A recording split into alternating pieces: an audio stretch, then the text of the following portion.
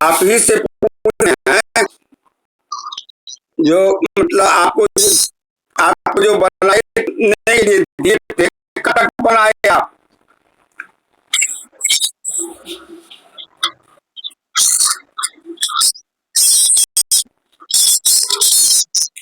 अच्छा, ठीक है, ठीक है, कोई बात नहीं। हाँ, अच्छा, कल जो विशेश्वर जी, विशेश्वर जी, कल जो हम लोग कल जो हम लोग गणित बना रहे थे, उसको थोड़ा हम और स्पष्ट कर रहे हैं, और स्पष्ट कर रहे हैं। देखिए, थोड़ा ध्यान दीजिएगा। जह पश्यति स दृष्टा, दृष्टा कह जह पश्यति, दृश्य कह दृश्य एव दृश्य कह, जिसको जिसको देखा जाता है। दृष्टा वर्जित दृश्य कस्य दृष्टो नीतस्य दृश्य कस्येति भावः। अर्थात दृष्टा जो है देखने वाला, और दृश्य जिसको देखता है वो है। समझ गए? अब हमको यह देखना है कि जिस भाव का वह ग्रह पर, उसकी दृष्टि का विचार हमको करना होगा। यह ग्रह या भाव को दृश्य कहते हैं। जिस ग्रह को देखता है या जिस भाव को, जिसमें वो बैठा है ना। मान लीजिए कि चौथे भाव में तो चंद्रमा है, और 10वें भाव में सूर्य बैठा है ना। तो सूर्य देखता है और चंद्रमा, मतलब सूर्य दृष्टा हो गए, चंद्रमा दृश्य हो गए। फिर जब उनको सूर्य पर विचार करेंगे तो चंद्रमा दृष्टा हो जाएंगे, सूर्य दृश्य हो जाएंगे। तो उसके लिए कहते हैं कि 1 से लेकर के 12 राशियां हैं, है ना। हम 1 से लेकर के 12 राशि ऊपर में लिख दिए, और उसके बाद से क्रमशः खंग, खंग माने शून्य। तो हाँ, तो शून्य, आकाश शून्य न होता है। 1 के नीचे हम शून्य लिख दिए, उसके बाद एक माने 1 होता है। फिर 2 के नीचे हम 1 दे दिए। अग्नि, अग्नि माने 3, अग्नि माने 3। कई बार पढ़ाए हैं ना कि अग्नि शब्द से 3 होता है, क्योंकि 3 अग्नि होता है, दावानल, बाड़वानल और जठरानल। इसलिए अग्नि से 3 का बोध लिया जाता है। समझे ना। इसके बाद द्वि माने 2, फिर ख माने 0, फिर वेद माने 4, क्योंकि 4 वेद होता है, ये तो हम स्पष्ट जानते हैं, है ना। राम 3, यम 2, भू 1, ख फिर 0, अभ्र 0, अभ्र 0। 1 से लेकर के 12 राशि के नीचे हम इसको रख दिए। यह क्या हो गया? तो राशि का ध्रुवांक हो गया। क्या हुआ? राशि का ध्रुवांक हो गया। हाँ, और इसके आगे जैसे मान के चलिए 1 के नीचे 0 है ना। एक थोड़ा ध्यान से दीजिएगा। 1 से लेकर के 12 भाव हम ऊपर लिख दिए, 12 राशियां लिख दिए। तो 1 के नीचे 0 है ना। तो 0 के आगे क्या है बताइए? 1 है।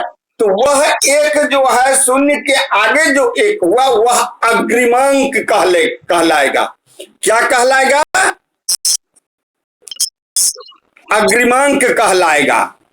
तो अब हमको क्या करना है, इसको बनाने के लिए, धमाका जी थोड़ा ध्यान दीजिए, इसको बनाने के लिए हमको क्या कहते हैं कि राशि का ध्रुवांक हमको उपलब्ध है ना, और अग्रिमांक भी।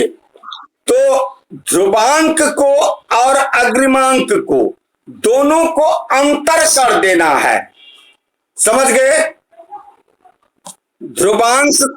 ध्रुवांक को अग्रिमांक दोनों को अंतर कर देना है। अब शेष जो होगा उसको हम गुना कर देंगे, हैं? और उसमें हम किससे भाग देंगे? 30 से भाग देंगे, 30 से भाग देंगे।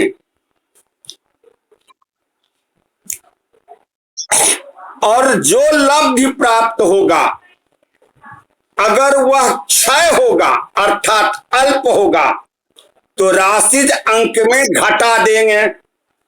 और क्षय माने ज्यादा होगा तो राशिज अंक में जोड़ करके और 4 का भाग देंगे, तो लब्धि होगा दृष्टि। इसको उदाहरण है इस, यहां देखिए कि दृश्य है यहां चंद्रमा, सूर्य है देखने वाले और चंद्रमा है दृश्य। तो चंद्रमा में हम सूर्य को घटाए, चंद्रमा का मान कितना है? 7 1 4 15 है ना, 7 1 4 15 लिखिए, लिखिए ना आप ऊपर में। और दृष्टा जो है देखने वाला वो है सूर्य, सूर्य है 10 12 57 38। तो दृश्य में दृष्टा 57, हाँ 7 1 4 15 उसको ऊपर दीजिए,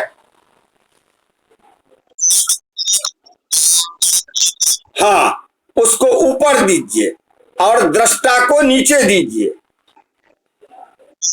अब दृश्य से दृष्टा को घटा लीजिए, कितना हो जाता है?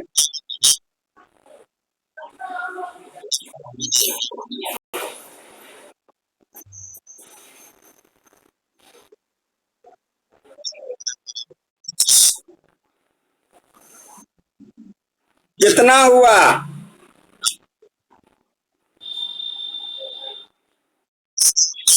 अच्छा करिए, आप क्या करते रहिए, आप देखते रहिए,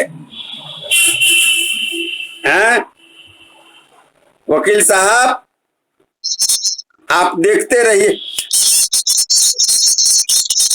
अच्छा ठीक है, आइए निकेश जी आप बना रहे हैं? निकेश जी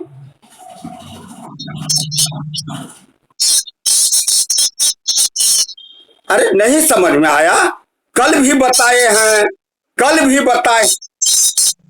आज देखिए वो कल आप नहीं आए थे, तो ये जो है हम बता रहे थे, ये तो आप जान चुके हैं, मालूम है आपको कि कौन सा ग्रह कौन कौन को देखता है अपने स्थान से, देखते हैं ना, ये तो जानते हैं ना। हाँ 637 होगा कि 36 कैसे होगा? 637 हुआ। अच्छा हाँ, अब 8 के नीचे ध्रुवांक कौन सा है बताइए? 2 है, लिखिए ध्रुवांक, उसके नीचे शेष के नीचे लिखिए राशि ध्रुवांक बराबर 2।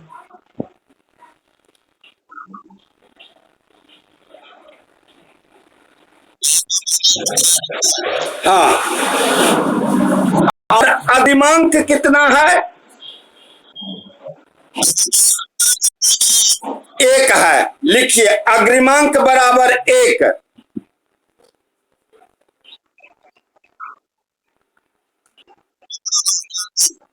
अब सूत्रानुसार दो में राशि ध्रुवांक में क्या करना है, अग्रिमांक को अंतर करना है यानी घटाना है। तो ध्रुवांक में से अग्रिमांक को घटाइए।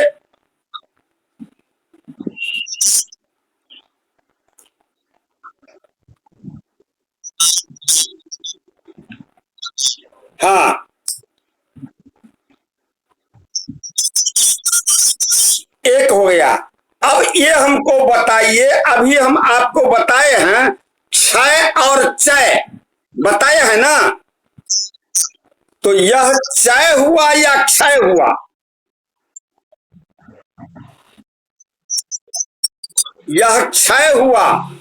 जब अग्रिमांक ध्रुवांक से घट जाए तो वहां लिख लीजिए, अग्रिमांक अगर ध्रुवांक में से अग्रिमांक घट जाए तो क्षय।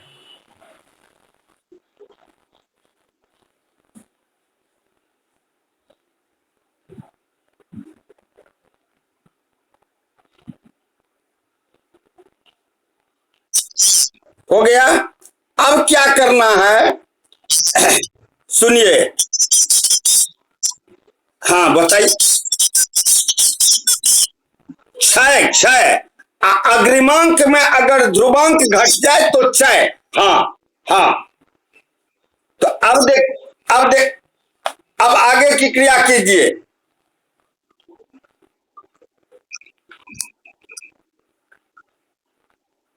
हो गया, लिखे।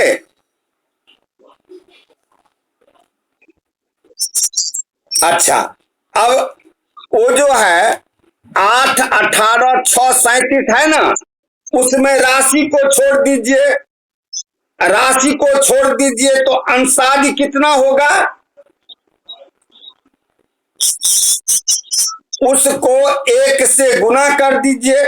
वो जो अंतर हुआ है राशि, हाँ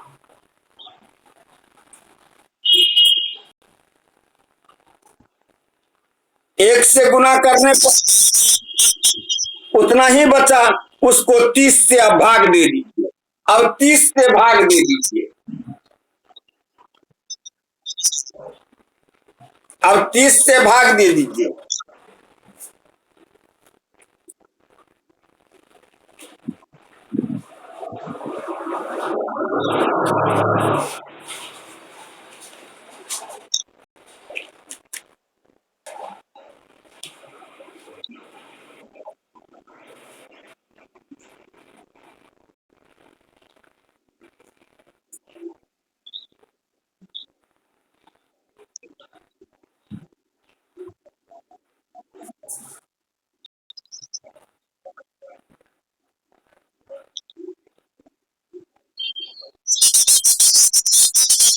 आ? कितना हुआ, कितना हुआ? हमको बन गया, आपको नहीं बना है।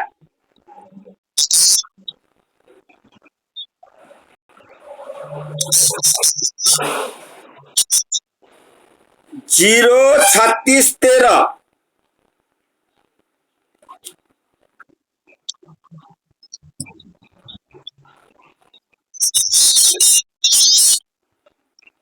हुआ कि नहीं हुआ? 0, 36, 13। एक जगह हम जब लगाए 30 से तो नहीं लगा, 0 हो गया। उसको हम क्या किए तो 60 से गुना कर दिए और आगे का अंक उसमें जोड़ दिए, तो कितना हो गया? 10 तो 86, 10 तो 86, 10 तो 86। उसको हम 30 से गुना किए, भागफल आया 36, शेष आया 6। 6 को गुना किए 60 से, 60 से 6 को गुना करके 360 हो जाता है। आगे का अंक है 37, 397। 30 से भाग दिए तो 13 आया। आया ना? तो, तो 0 36 13 आया। हाँ हाँ, अब इसको आप अपने ध्रुवांक में घटा दीजिए। ध्रुवांक कितना है? 2 राशि है ना, उसमें घटा दीजिए इसको।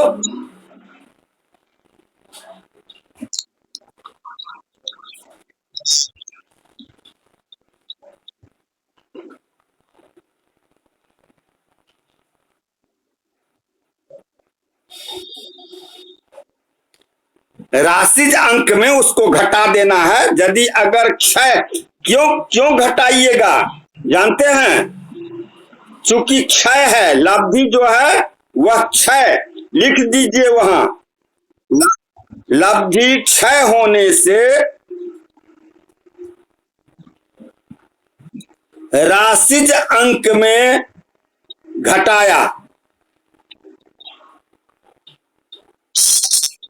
शेष कितना बचा?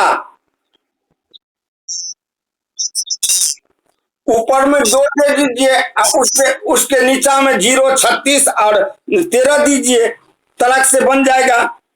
60 में 13 गया 47। हाँ, क्या?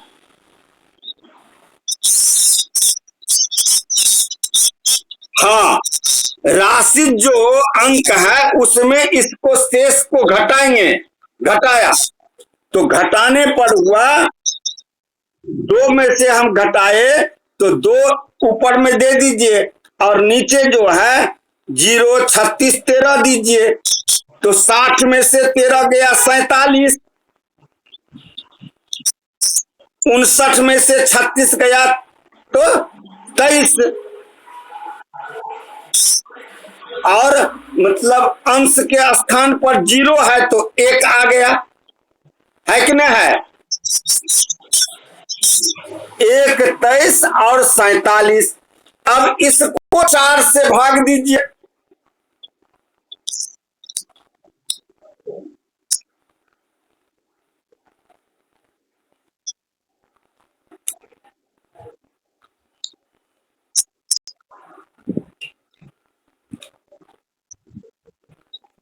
दीजिए।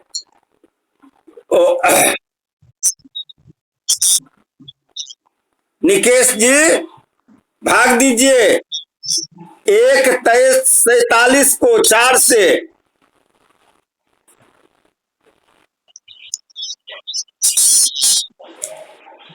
चार को 1 से भाग दीजिएगा, लगेगा?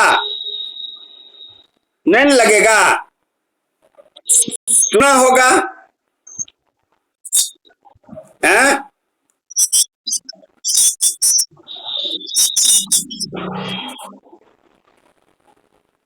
0 13 26 कैसे हो गया हो?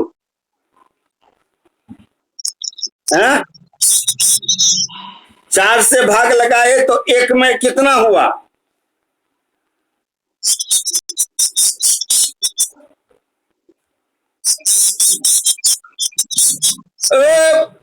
एक में नहीं भाग लगा, वह 0 हो गया।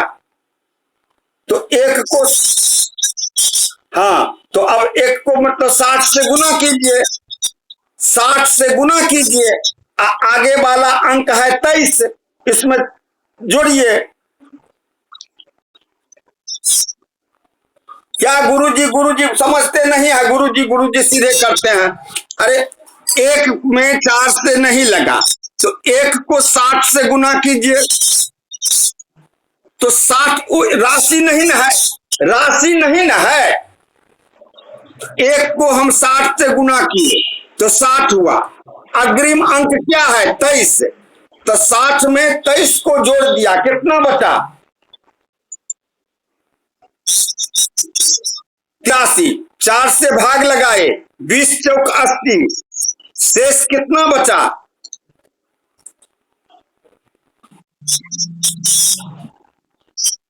3 को 60 से गुना कर दीजिए, 180। 180 आगे वाला अंक कितना है जोड़ दीजिए।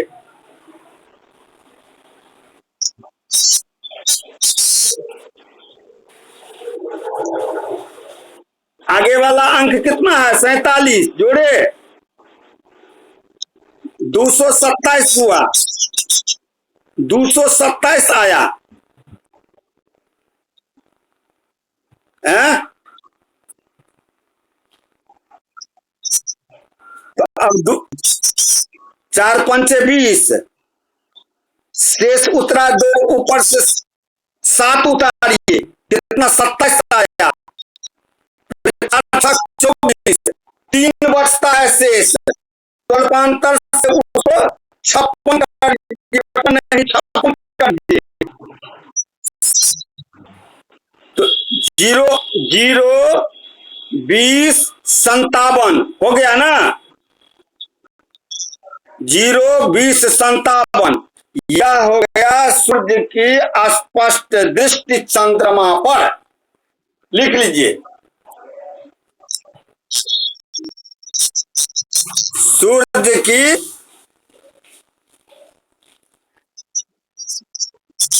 हाँ। अब हमको कहिए, अब कहिए आप इसमें कहा नहीं समझे, इसलिए हम सब कुछ लिख आए हैं कि ऐसे करेंगे ऐसे होगा, ऐसे करेंगे ऐसे होगा। अच्छा, अब चलिए बृहत संहिता पढ़ा रहे हैं। बृहत संहिता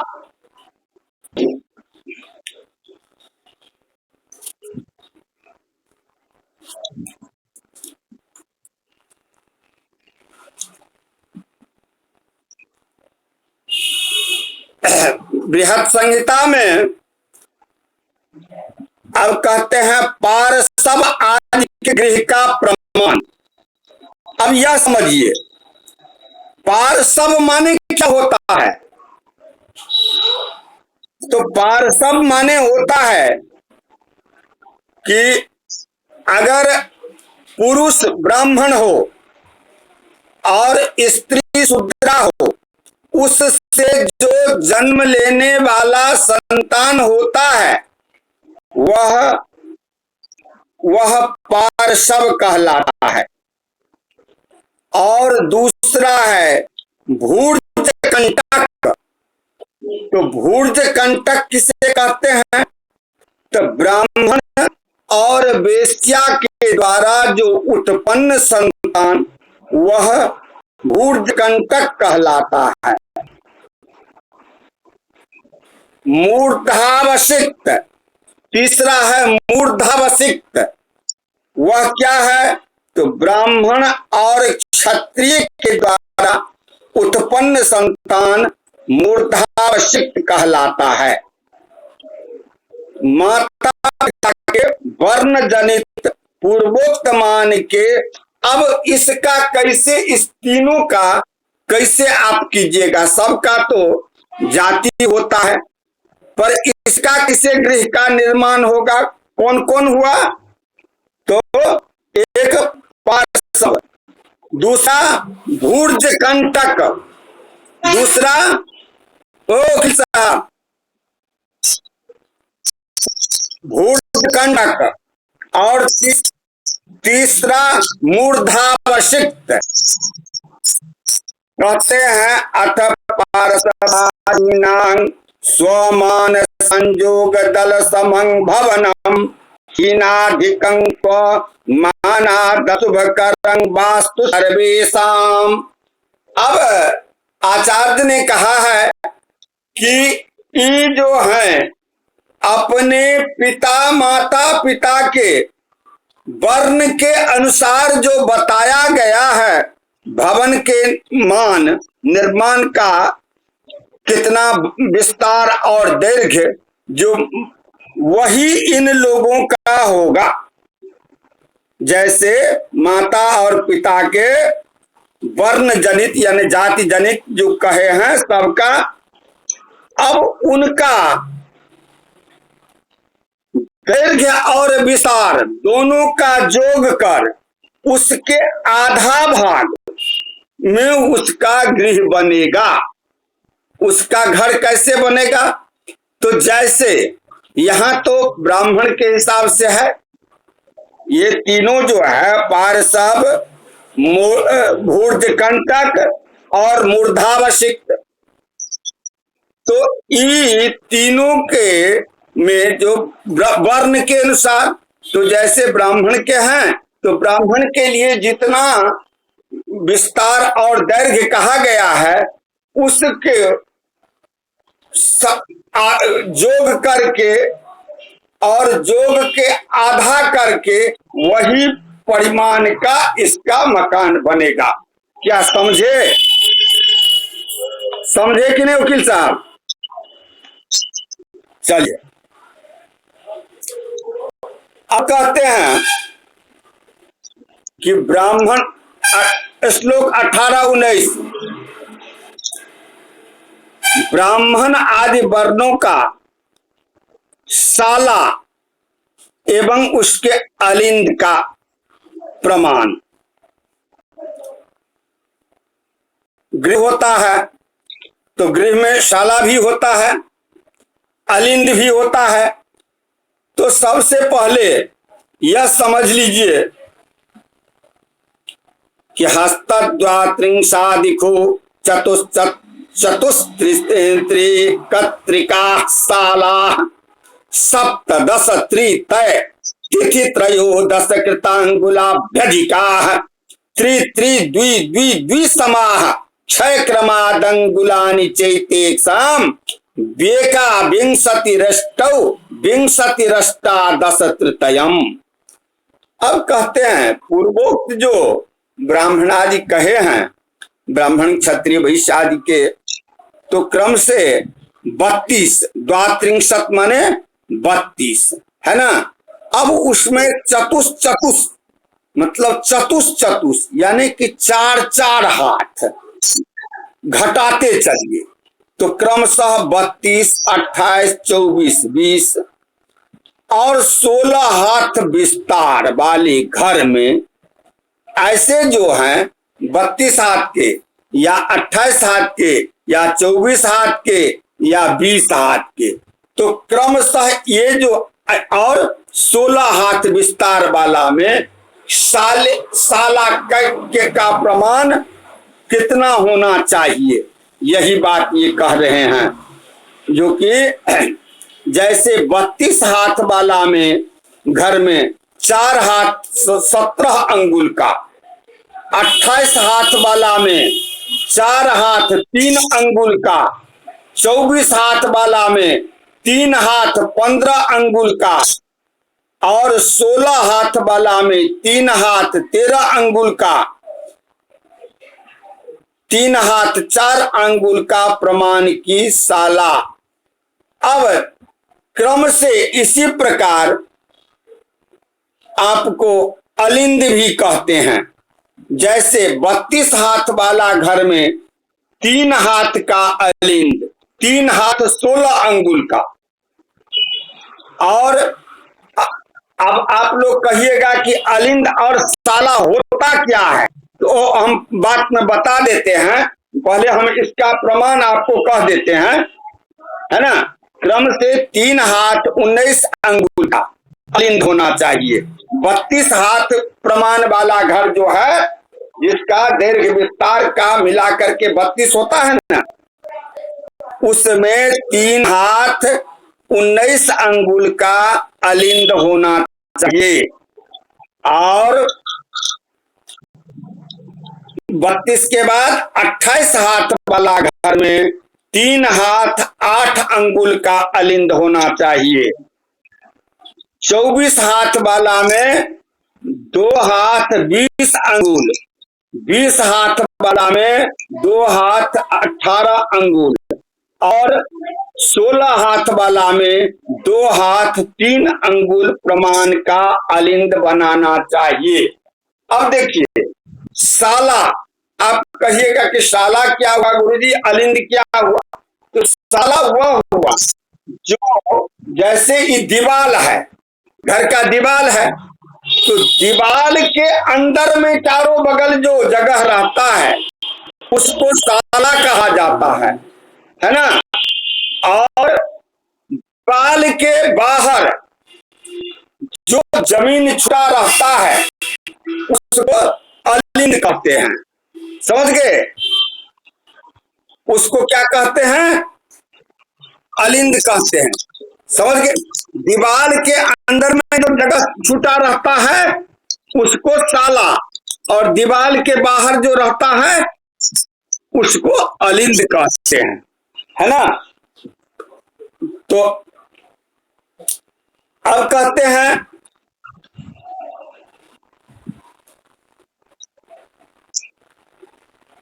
बीथिका का प्रमाण। देखिए ये सब जो है जानने वाला है, अपना भी घर बनाते हैं या परीक्षोपयोगी भी है। बीथिका, बीथिका का प्रमाण कहते हैं।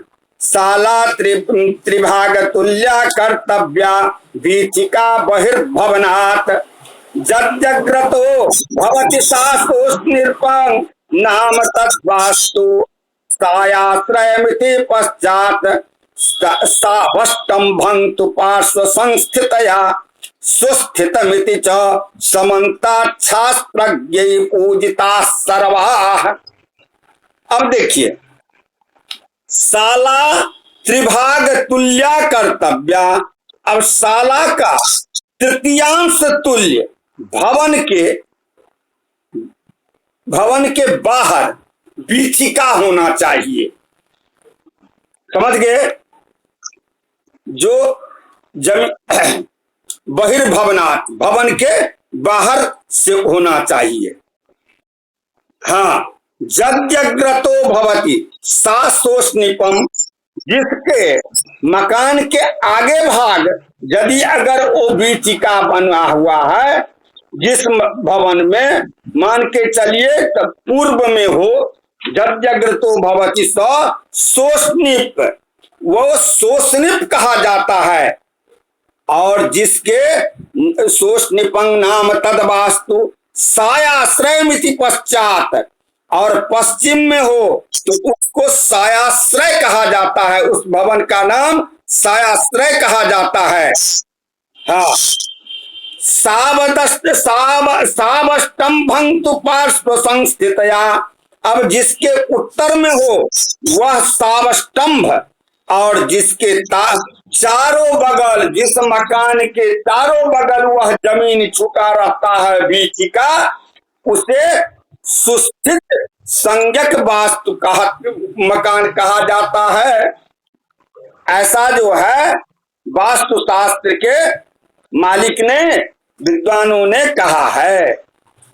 अब कहते हैं कि महल जो बनाए आप, ये सब भी हो गया, साला भी हो गया, अलिंद भी हो गया, है ना, बीथिका भी हो गया। अब मकान की ऊंचाई कितनी होनी चाहिए? ज्यादा से ज्यादा मकान की ऊंचाई कितना होना चाहिए? इसका शास्त्र प्रमाण, विस्तार खोडसांश चतुरहस्तो भवेत् गृहोच्छ्रयः। जितना विस्तार है, जिस भवन का जितना विस्तार है उसमें खोडसांश, उसका खोडसांश में चतुरहस्तो, 4 हाथ जोड़ दीजिए, 4 हाथ उसमें जोड़ दीजिए, वो भवेत् गृहोच्छ्रयः, वह जो है ऊंचाई उस मकान की हो गई। द्वादश भागे नोनो भूमौ समन्तानाम। अब कहते हैं कि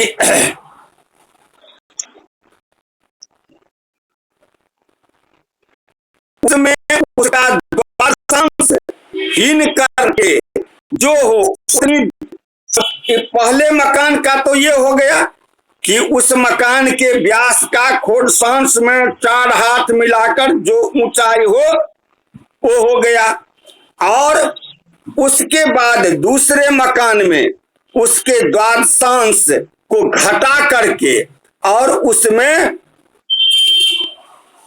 घटा देने पर हो, हाँ, तो द्वितीय महल का ऊंचाई, और उसके बाद तीसरे मकान का द्वादशांश घटाने पर तृतीय महल का ऊंचाई होना चाहिए, इसी प्रकार बनाना चाहिए।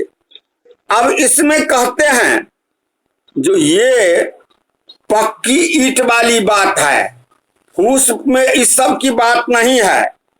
व्यासात् कोडश भागः सर्वेषां सद्मनां भवति भित्तिः पक्केष्टिकाकृतानां दारुकृतानां तु न विकल्पः।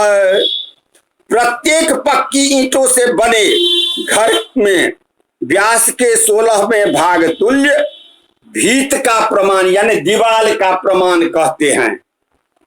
यह जो है केवल ईंट से बने हुए, लेकिन पक्केष्टिकाकृता नाम दारुकृता नाम तु नो विकल्प। दारू माने क्या होता है? लकड़ी। लकड़ी घास फूस से बना हुआ जो मकान रहता है उसमें इसका नहीं रहता है, समझ गए। और इसके ऊंचाई पर और हम थोड़ा पढ़ लेते हैं, एक ही रह गया है। एकादश भाग युतः सप्ततिर नृप बले सयोर्व्यासः उत्सायोंगुल तुल्यो द्वारस्यार्थेन विस्कंभः। अब एकादश भाग युतः सप्ततिर नृप बले सयोर्व्यासः। अब राजा, नृप मने राजा, राजा और सेनापति दोनों का जो घर का विस्तार एकादश भाग युतः, एकादश भाग से युत विस्तार में 70 मिला दीजिए। उसका 11वां राजा का जितना व्यास कहा हुआ है और सेनापति का उसका 70वां भाग 11वां भाग निकाल लीजिए और उसमें 70 मिला दीजिए। उतने अंगुल प्रमाण जो है होना चाहिए का मकान और सेनापति का मकान, समझ गए। और ऊंचाई और द्वार की ऊंचाई के आगे तुल्य उसका व्यास जानना चाहिए। अब आगे कहेंगे, जो इतने का आप लोग कंट्रोल कर लीजिए और उसके बाद से जो है फिर आगे हम लोग जो है कल पढ़ेंगे। और ये कहिए कि वो जो समझ गए ना है? अब ये हमको बताइए, वो जो गणित बनाए हैं वो समझ गए? धमाक ऐसा उदाहरण बना करके रखिएगा। अब तो कहीं कोई दिक्कत नहीं ना है। इसलिए आज हम आगे गणित नहीं बताए हैं, इसी को कंप्लीट करने के लिए। और जिसको नहीं समझ में आवे वो हमको पुनः फोन करके समझ लीजिएगा। जय भगवती। ठीक है दोस्त, आप कहते तक अहाँ के हमर फोन नंबर है ने, अहाँ के अहाँ हमरा फोन करब, हमरा अहाँ के फोन नंबर नहीं है, कखनो करब। ठीक है।